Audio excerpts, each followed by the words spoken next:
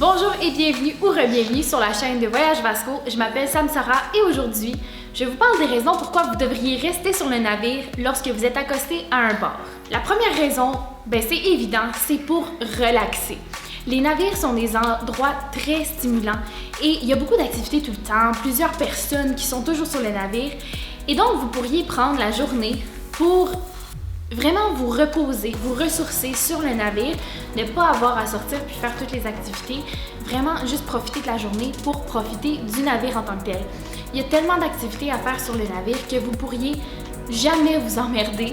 Vous allez définitivement passer un bon moment seul, tranquille sur le navire et des fois, ça prend juste ça, une journée de relaxer. Bien sûr, vous allez me dire que vous pouvez vous reposer les journées où le navire est en mer pour la journée, mais considérez que cette journée-là, tout le monde sera en mer. Tout le monde qui est sur le navire se retrouvera sur le navire. Donc, vous n'aurez pas cette paix d'esprit-là que vous auriez si vous étiez vraiment presque tout seul sur le navire. Donc, je vous conseille fortement. C'est sûrement la journée la plus occupée, la journée que tout le monde est en mer. Donc, si vous voulez, vous pouvez définitivement prendre la journée, une journée que tout le monde est en excursion à l'extérieur du navire pour vraiment profiter de vous reposer, puis relaxer et passer la journée avec vous seul. La deuxième raison pour ne pas sortir, aller visiter un port, c'est simple, c'est si le port ne vous intéresse pas. Par exemple, si vous êtes déjà allé à cette destination-là et qu'elle est juste tout inclus dans l'itinéraire, vous n'avez pas à débarquer, vous n'avez pas besoin parce que vous avez déjà tout vu ce que vous aviez à voir. Deuxièmement, si l'endroit ne vous intéresse tout simplement pas, si c'est pas un port que vous souhaitez visiter tout court parce que ça vous interpelle pas, il n'y a pas d'endroit à ce port-là que vous voulez absolument voir.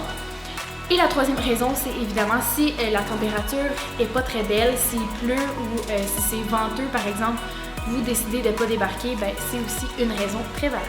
La troisième raison, c'est si le port est trop bondé de monde.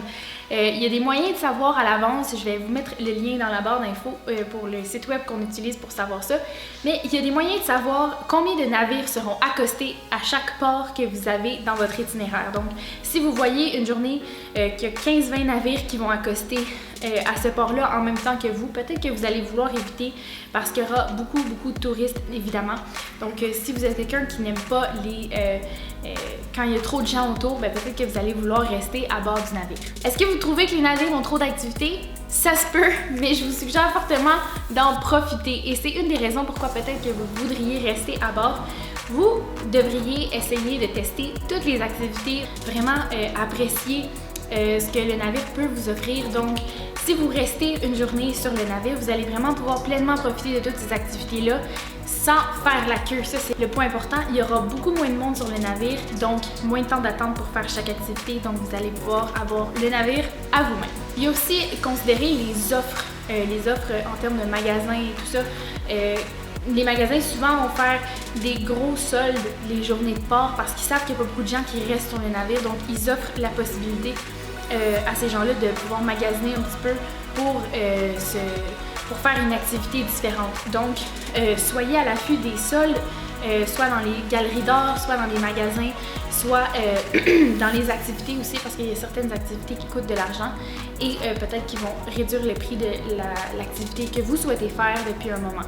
Il y a aussi les spas qui offrent de très belles aubaines lorsque c'est le temps de débarquer à un port.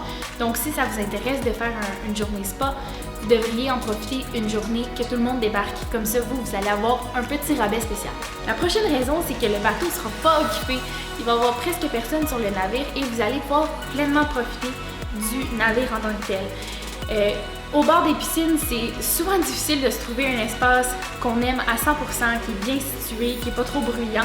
Donc, si vous voulez vous trouver un espace dans ce genre-là, eh bien, je vous conseille fortement de rester à bord une journée que c'est un port parce que vous aurez toutes les chaises longues que vous pouvez imaginer, ils seront à votre disposition. Il y a plusieurs personnes qui pensent que s'ils restent à bord d'un navire lors d'une journée en excursion, en fait, que ça va être très long et plate.